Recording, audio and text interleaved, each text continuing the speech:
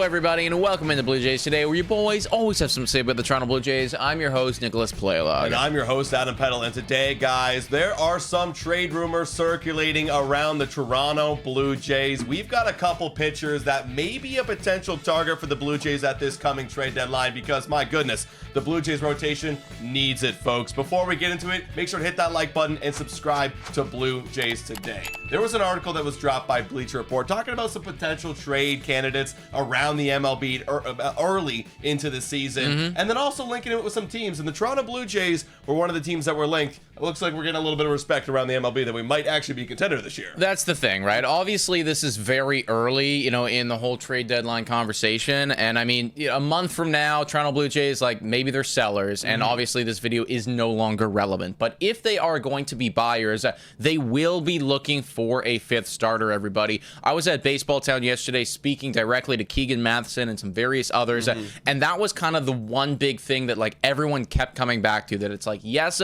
we could use a bat. You could use some type of lineup piece. But honestly, we only have 4 starting pitchers right now. That's right. Right? And so the difference between acquiring a starting pitcher and having him come in and, instead of Urania or instead of Eric Lauer, that difference is so massive. Whereas with the lineup, well, if you get a leadoff guy, he's just kind of replacing in for Bo Bichette, who you already have, who is solid. So the difference between not having a starter and having a fifth starter is huge, and it feels like that's on the minds of just about every Blue Jays analyst right now. Yeah, and I'll throw it in too.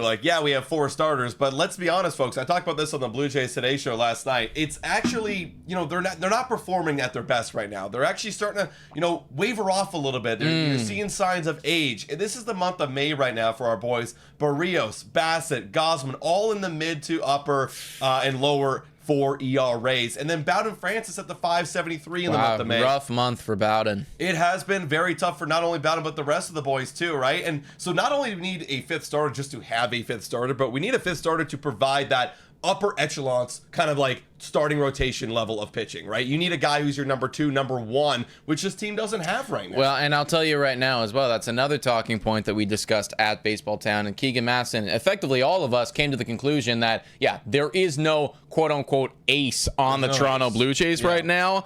It's a bunch of 3s, and if you're being really generous, maybe there's a 2 there in Chris Bassett. But one of the names that really could look good in a Toronto Blue Jays uniform and that we are being now rumored to potentially be looking at is Mitch Keller over there on the Pittsburgh Pirates. Pittsburgh, once again, terrible baseball team.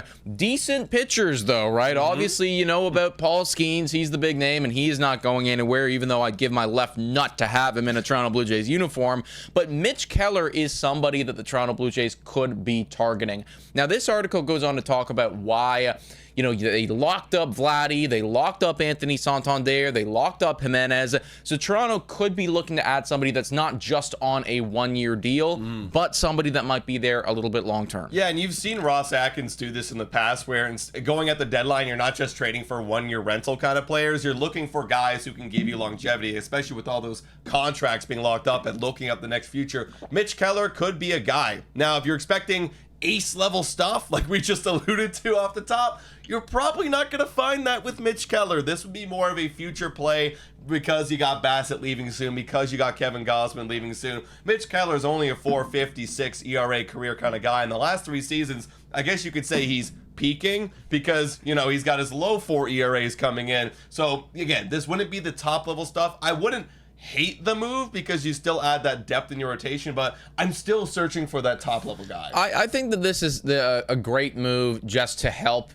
the guys, honestly, because as we know, 4-man rotation is not going to cut it. And as much as I'd love to bank on Alek Manoah, and as much as I'd like to bank on Max Scherzer and those resurgences, I just don't know if you can. Mitch Keller is somebody that already has 52 innings to his name in this season. So he is eating innings right now, and even though he is giving up some earned runs, he is still at the very least coming out every 5th day and giving your team an opportunity to win the ball game. So yeah, he's not going to be your ace, but he can help you for future, and honestly would probably slot into that Chris Bassett spot come next year if of course you had him on the Toronto Blue Jays. Now, what kind of price would Mitch Keller cost? I mean, look, you got a guy who's locked up until 2029. He's a free agent, so it's a long time. And yes, he's got this durability, but I think that's also worth a lot. So honestly, we're talking pre-podcast rolling here.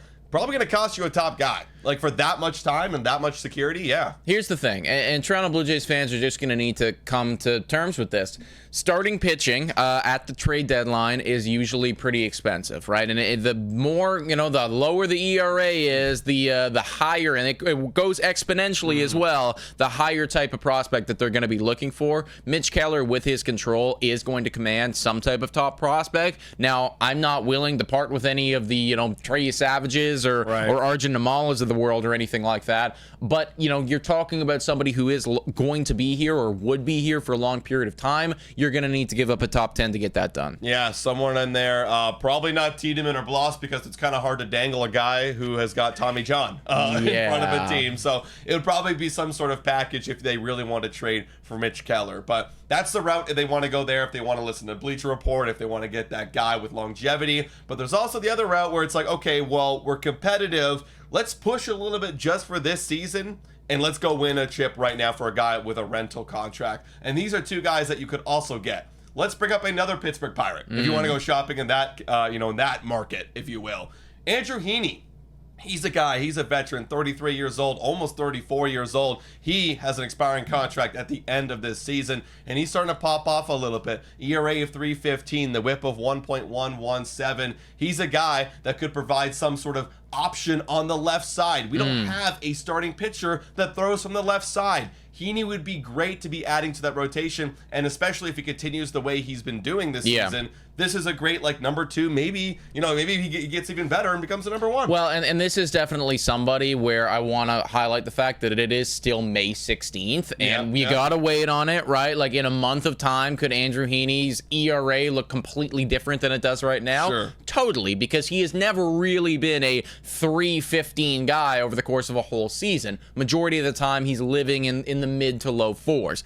But if he found something this year, and if you're seeing at trade deadline that Andrew Heaney is still that dude eating up innings with the low whip, with the low ERA, then 100%, man. Pittsburgh is going to be selling once again. This is a one-year deal.